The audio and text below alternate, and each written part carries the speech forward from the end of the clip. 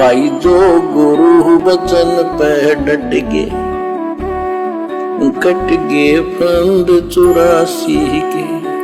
क्या कह रहे हैं आदरणीय गरीबदास जी? धोती सी धोई है ऋषियों की। गरीब 72 अक्षौणी हिक गया, चुनक ऋषिश्वर एक, दे धारे जोरा फिरे, ये सभी काल के बेख। ये है काल के, ये चलती फिरती मौत थी, जोरा मौत या जोरा दे धारे जोरा करे, या शरीर मानव शरीर में या मौत करे, ये ऋषि, ये सभी काल के भेख।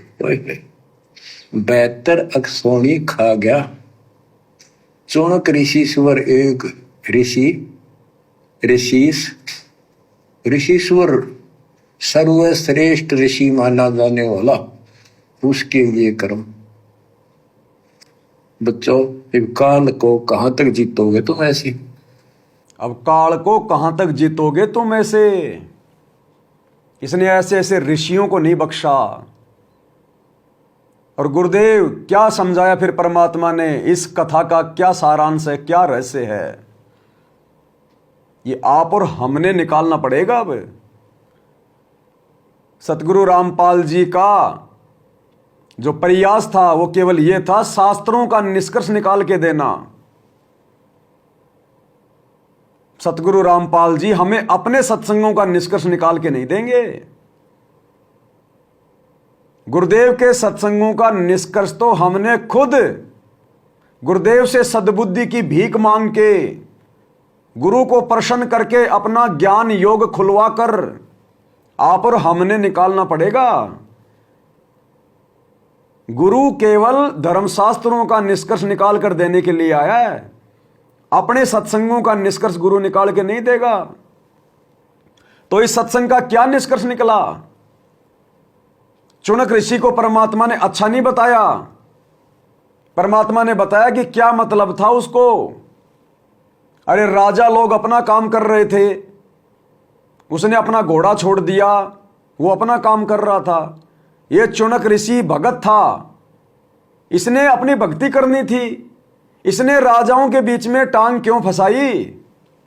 और फंसाई तो अपनी भक्ति का सत्यानाश कर बैठा।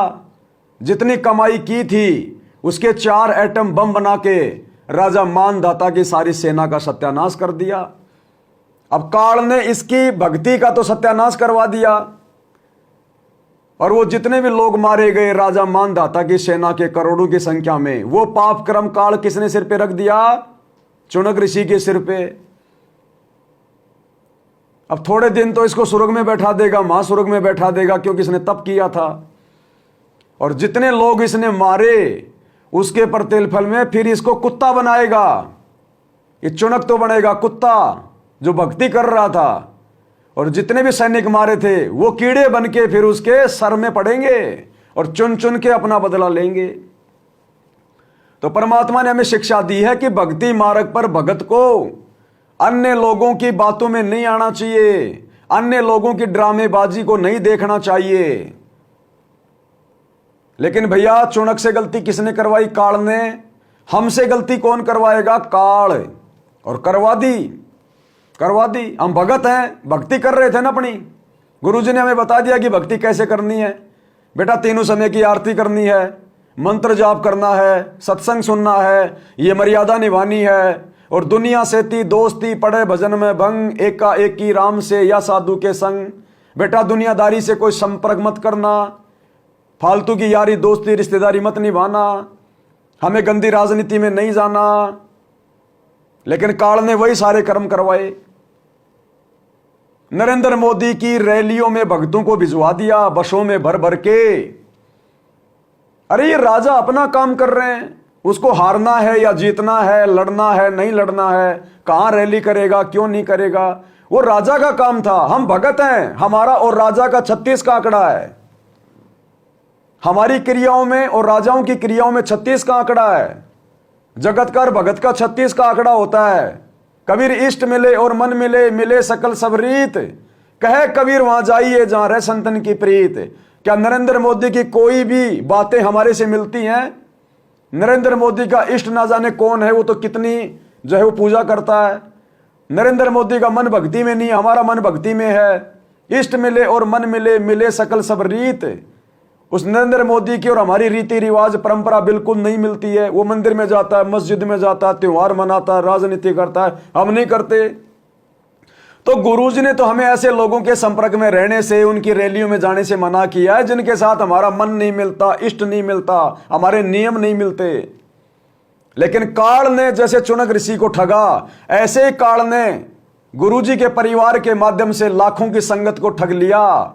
2019 में कांग्रेस की गोद में बैठा के, 2024 में बीजेपी की गोद में बैठा के, नरेंद्र मोदी की रैलियों में भक्तों को बसों में बैठा के, गर्मी में उड़ती हुई धूल मिट्टी के समय धूल फुकवा के, इस प्रकार ठगता ये काल। अरे गुरु और कैसे समझाएगा, सीना फाड़ के बताएगा क्या? फिर ये 30 साल से अनमोल ज्ञान देने का क्या मतलब, अगर हमने ज्ञान के अनुसार चलना ही नहीं है तो। इसलिए परमात्मा सत्संगों में रोता है कि ये संसार विघन की घाटी, कोई निकलेगा बिरला सूर, कि इस काल का षड्यंत्र बहुत भयंकर है। तो भाई और बहनों, इस षड्यंत्र से यदि कोई बच पाया है तो केवल सत्सेवक भाई बहन बच पाए। और अभी भी मौका है, अभी भी कुछ मौका है। जब तक गुरुदेव हिसार जेल से बाहर नहीं आ जाते हैं, क्योंकि परीक्षा चल रही है, और परीक्षा के समय में मान लो बच्चे ने कोई गलत आंसर लिख दिया और अभी वो पेपर छूटने में आधी घंटा बाकी है और बच्चे को पता चल गया कि तूने तो गलत उत्तर लिख दिया, और यदि उसको सही उत्तर का पता चल जाए और यदि उसने उस गलत उत्तर को काट के और यदि सही उत्तर लिख दिया तो भी वो नंबर प्राप्त कर लेगा। लेकिन एक बार यदि परीक्षा का समय खराब हो गया, समाप्त हो गया, टीचर ने आंसर शीट अपने हाथ में ले ली, उसके बाद मेरे भाई अगर आपको सही गलत का भी पता चल गया, और चलता है बच्चों को, परीक्षा से बाहर निकलने के बाद बच्चे आपस में चर्चा करते हैं, तूने वो 5 नंबर का क्या उत्तर लिखा, 6 नंबर का क्या लिखा, वो बोलेगा मैंने ये लिखा, वो बोलेगा अरे मेरे से गलती हो गई। उसके बाद उसको सही उत्तर का भी मालूम हो गया अपने साथी से, लेकिन उसके बाद उसके हाथ में कुछ नहीं है। तो इसीलिए दास बारंबार कहता है कि एक बार गुरुजी के हिसार जेल से बाहर आने के बाद आप चाहे कितना ही साथ संगति से जुड़ जाना, कितना ही आपको सच्चाई का पता चल जाए भाई, उसके बाद आप जी इस जन्म में सतलोक जाने के काबिल नहीं रहोगे। तो जब तक गुरुजी जेल से बाहर नहीं आते हैं, आप भाई बहनों के पास में मौका है साथ संगति की वीडियो देख के जो जो आपने तमाम गलतियां की हैं पहाड़ जैसी, और अपने गुरु को नाराज किया है, गुरुजी के परिवार के चक्कर में आके, उनके विश्वास में आके, अपने घर पर नाक रगड़ के गुरुजी से समायाचना कर लो। और आगे से जब तक गुरुजी नहीं आते हैं, शौपन में भी गुरुजी के और उन फर्जी आश्रमों के दर्शन करने की मत सोचना, और घर बैठ के साथ संगति की वीडियो सुनो, ज्ञान को आधार बनाओ। तब भाई और बहनों हम इस जन्म में सतलोक का दरवाजा देख पाएंगे। ये कोई मजाक थोड़ी चल रहा है, कोई बच्चों का काम थोड़ी है। सतगुरु ने सतलोक में कोई बिस्किट बनाने की फैक्ट्री थोड़ी खोल रही है, जो लेबर की जरूरत है, जो सतगुरु यहां पर खाली लेबर लेने आया है। हंसों को अमान करने आया है, हंसों को अमान करने के लिए, सदा सदा के लिए सुखी करने के लिए, और उसी को लेके जाएगा जो खुद जाना चाहेगा। बार बार गुरुदेव एक ही बात कहते हैं कि जितनी तुम्हारी तड़प सतलोक में इस काल के साथ यहां आने की लगी थी, उससे कहीं ज्यादा तड़प इस काल को छोड़कर, काल की क्रियाओं को छोड़कर जब तुम्हारी सतगुरु में लगेगी, सतलोक जाने की लगेगी, तब सतगुरु तुम्हें सतलोक ले जाने की सोचेगा। तो अभी तक तो काल में सारी क्रियाएं लगी हुई हैं। राजनीति क्या, काल व्यवस्था है, और तुम राजनेताओं के दल्ले बन के घूम रहे हो, राजनेताओं के पीछे उनकी रैलियों में धक्के खा रहे हो, राजनेताओं का सपोर्ट कर रहे हो तुम। तो अभी तो तुम काल की हद में हो, अभी तुम्हारी सतलोक में सुरती नहीं लगी। अरे सतलोक में तो सुरती उस समय लगेगी जब गुरुजी के अलावा कुछ दिखाई नहीं देगा। बंदी छोड़ दयाल जी तुम लग हमारी दौड़, और जैसे काग जहाज का सूजत और न ठोर।